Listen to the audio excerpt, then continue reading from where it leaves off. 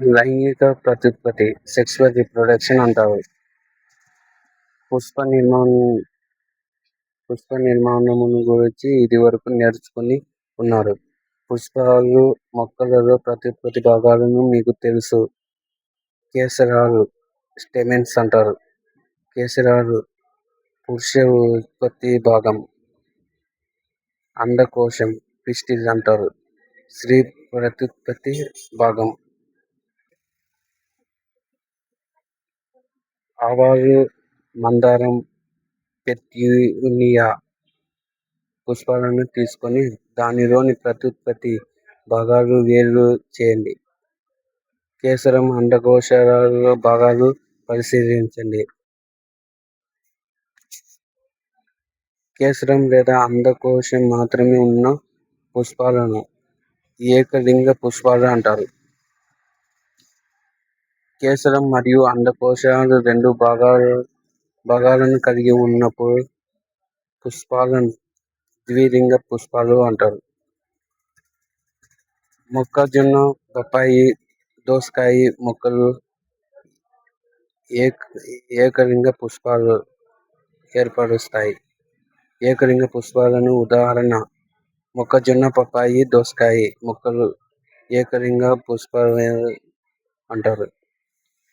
కాగా ఆవాలు, గులాబీ, పెట్యూనియాలో ద్విలింగ పుష్పాలు ఉంటాయి.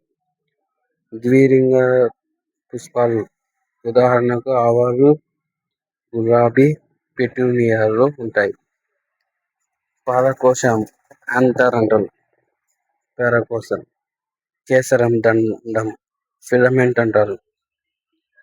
కేసరం స్టెమెన్, కిలోగ్రామ్ స్టిగ్మా, కిలము స్టైల్, అండాశయం ఓరి, అండాలు ఓవుల్, అండకోశం పిస్టిల్.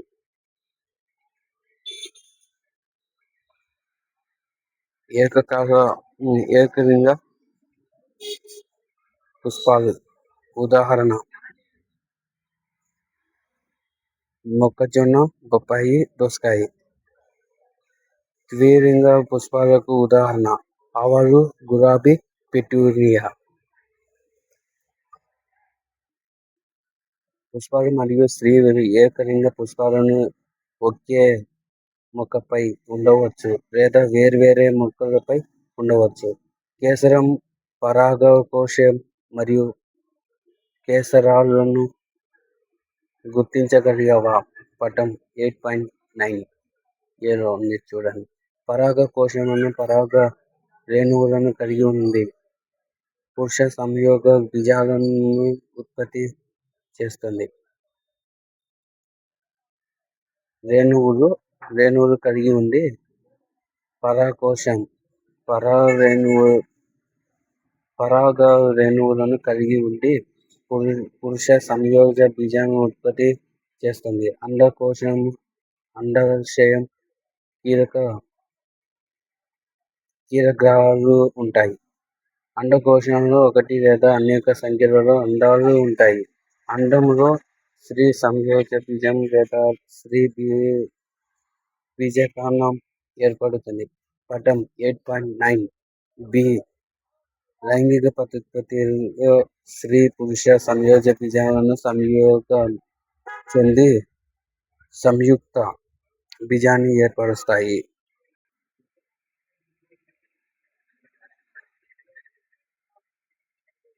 పరాగ రేణువులోని పురుష సంయోగ బీజం కణం అండంలోని స్త్రీ సంయోగ బీజం కణాలను ఎలా చేరుతుందో బూచో తెలుసుకోవాలనుకుంటున్నాడు. పరాగ సంపర్కం. పరాగ రేణువులను సాధారణంగా అవి ఎండిపోకుండా ఉండడం కోసం దాని చుట్టూ దృఢమైన కవచాలను కలిగి ఉంటాయి. అవి తేలికగా ఉండటం చేత గాలి లేదా నీటి ద్వారా తీసుకువెళ్ళబడతాయి. పరాగ సంపర్కం పరాగ రేణువులను సాధారణంగా అవి ఎండిపోకుండా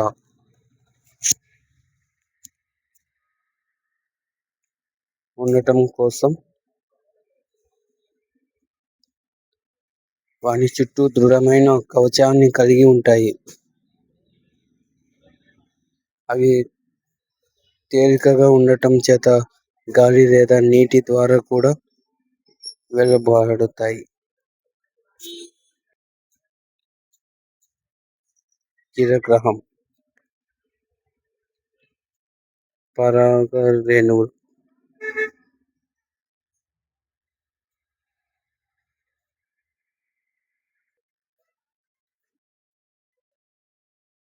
కీటకాలు పుష్పాలపై వాలి పరాగ రేణువులను వాటి దేహాలపై మోసుకొని వెళతాయి. పుష్పాలను వర్ణభరితంగా సువాసనను కలిగి ఉంటాయి. ఎందుకు కీటకాలను ఆకర్షించేందుక అని బుచో తెలుసుకోవాలనుకుంటున్నాడు. కీటకాలు పుష్పాలపై వాలి పరాగ రేణువులను వాటి దేహాలను పై మోసుకొని వెళ్తాయి. వాటి కొన్ని అదే రకాలకు చెందిన పుష్పాలను కీరగ్రానికి చేరుతాయి.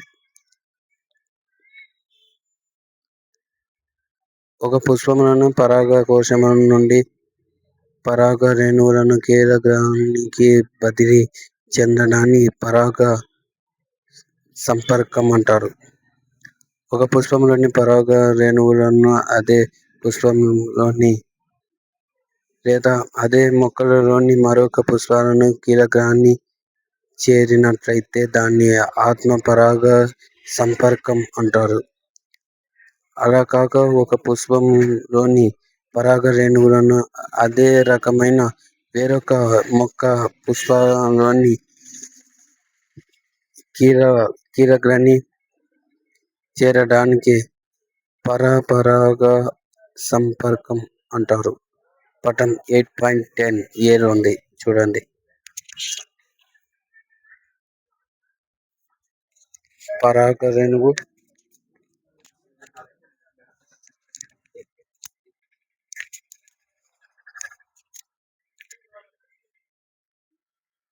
ఫలదీకరణ ఫెర్టిలైజేషన్ అంటారు. సంయోగ బీజాలను సంయోగ ఫలితంగా ఏర్పడే కణాలని సంయుక్త బీజం అంటారు. పుష్ప స్త్రీ సంయోగ బీజాలను కణాలు సంయుక్త బీజం ఏర్పడటం కోసం సంయోగ ఫలదీకరణ అంటారు. పటం 8.11 సంయుక్త బీజం పిండంగా అభివృద్ధి చెందుతుంది. పిండం అనగా ఎంబ్రియో. సంయుక్త బీజం జైగోట్.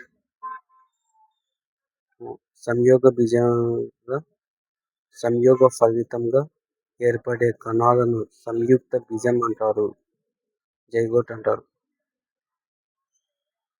పురుష స్త్రీ సంయోగ బీజ కణాలను సంయుక్త బీజాలను ఏర్పడడం కోసం సంయోగ చెందడాన్ని ఫలదీకరణ అంటారు.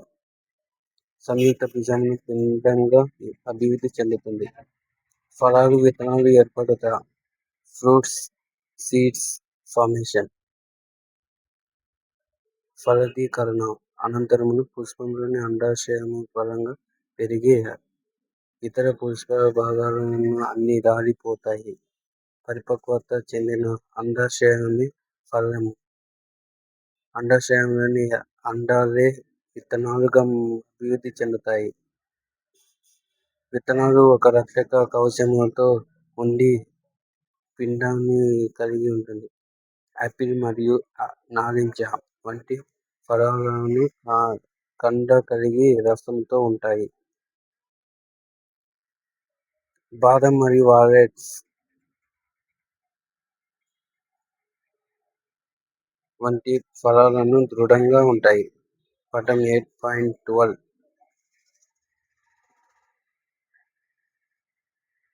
యాపిల్. ఇది యాపిల్ ఫ్రూట్. ఇది బాదం. విత్తనాల వ్యాప్తి. సీడ్స్ డిస్పెర్సల్ అంటారు ఇంగ్లీష్లో. సీడ్స్ డిస్పెర్సల్. ప్రకృతిలో ఒకే రకమైన మొక్కలు వేర్వేరు ప్రదేశాలలో పెరుగుతాయి. ఇలా జరగడానికి కారణం విత్తనాలు విభిన్న ప్రదేశాలను వ్యాప్తి చెందగలగడమే. మీరు ఏదైనా అడవి, పొలం లేదా పార్కు గుండా నడిచి వెళ్ళినప్పుడు కొన్నిసార్లు మీ దుస్తులకు, మీ బట్టలకు అంటిపెట్టుకొని ఉన్న విత్తనాలను లేదా ఫలాలను మీరు చూసే ఉంటారు.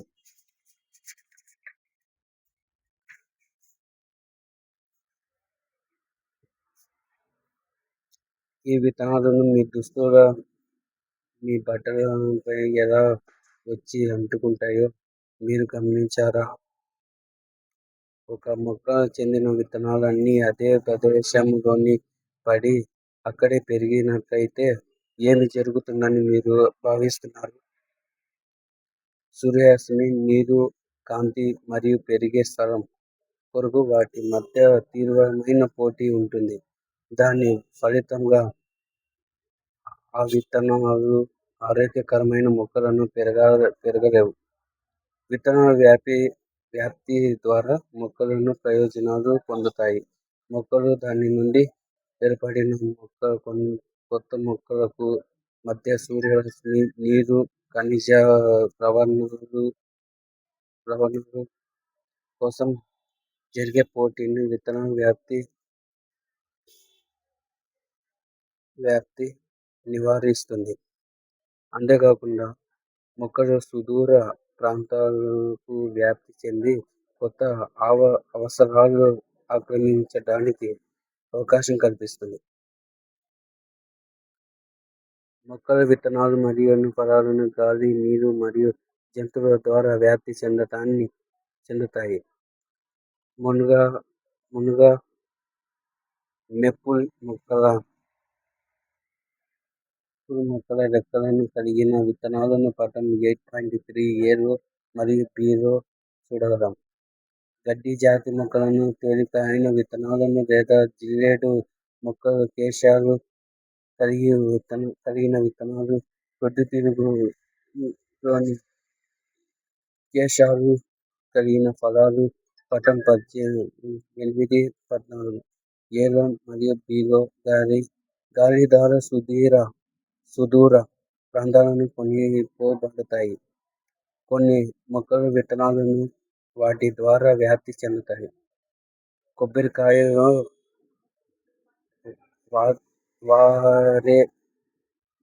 వారే స్పాంజ్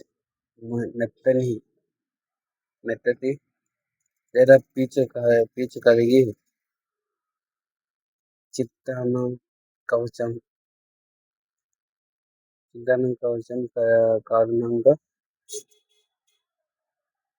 ఈ ఫలాలను లేదా విత్తనాలను నీటి మీద తేలియాడే గుణాన్ని పెంపొందించుకుంటాయి. కొన్ని విత్తనాలు జంతువుల ద్వారా వ్యాప్తి చెందుతాయి. ప్రత్యేకంగా ముళ్ళు లేదా కోకెములతో కూడిన విత్తనాలు జంతువుల దేహాలను అంటుకుని దూర ప్రాంతాలకు మోసుకొని పోబడతాయి. ఉదాహరణకు జాంపియం. పటం 8.15 మరియు యురేనియా. కొన్ని విత్తనాలు అకస్మాత్తుగా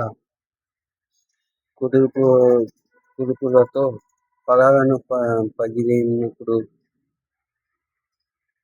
పగిలినప్పుడు వ్యాప్తి చెందుతాయి. తల్లి మొక్క నుండి విత్తనాలు దూరంగా వెదజల్లుతాయి. ఆముదము మరియు నేలగోరింట మొక్కల విషయంలో ఈ విధంగా జరుగుతుంది.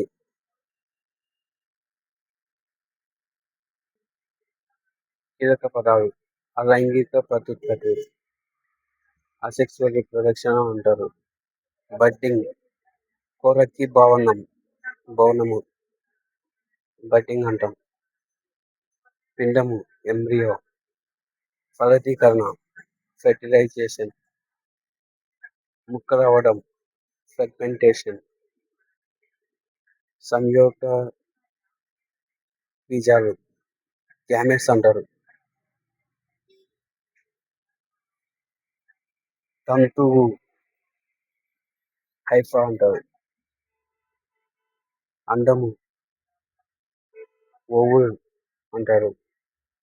పరాగ రేణువులు పోలెన్ గ్రెయిన్స్, పరాగ నాళము పోలెన్ ట్యూబ్స్, పరాగ సంపర్కం పాలినేషన్, సీడ్ డిస్పెర్సల్ విత్తన వ్యాప్తిని సీడ్ డిస్పెర్సల్ అంటారు.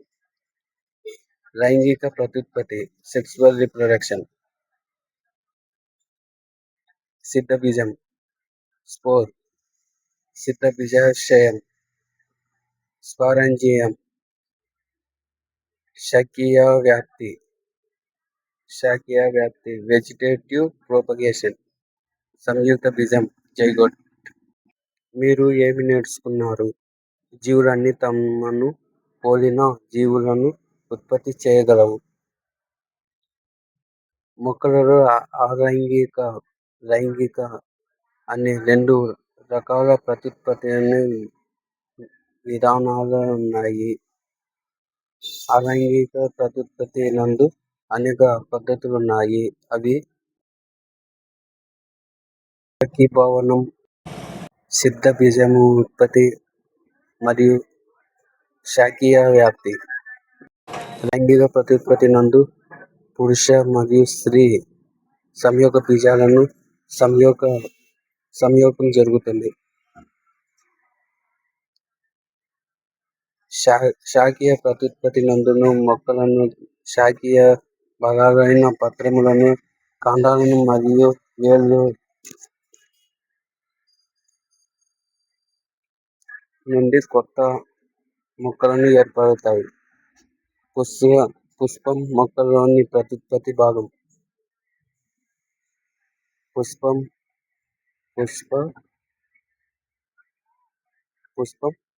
పురుష లేదా స్త్రీ ప్రత్యుత్పత్తి భాగాలలో ఏదో ఒక దానిని కలిగి ఉంది. ఏకలింగ పుష్పాలు ఉంటాయి. ద్విలింగ పుష్పాలలో పురుష మరియు స్త్రీ ప్రత్యుత్పత్తి భాగాలు 2 ఉంటాయి. పరాగ రేణువులను పురుష సంయోగ బీజాలను, అండాలలో స్త్రీ సంయోగ బీజాలు ఉంటాయి. ఒక పుష్పంలోని పరాగ రేణువులను అదే పుష్పాలను లేదా వేరొక పుష్పాలలోని కీలకాన్ని చేరడాన్ని పరాగ సంపర్కం అంటారు. పరాగ సంపర్కం 2 రకాలు: స్వపరాగ సంపర్కం, పరపరాగ సంపర్కం. స్వపరాగ సంపర్కం ఒక పుష్పంలోని పరాగ రేణువులను అదే పుష్పంలోని కీలకాన్ని చేరుతాయి. పరాగ సంపర్కం. పరపరాగ సంపర్కం ఒక పుష్పంలోని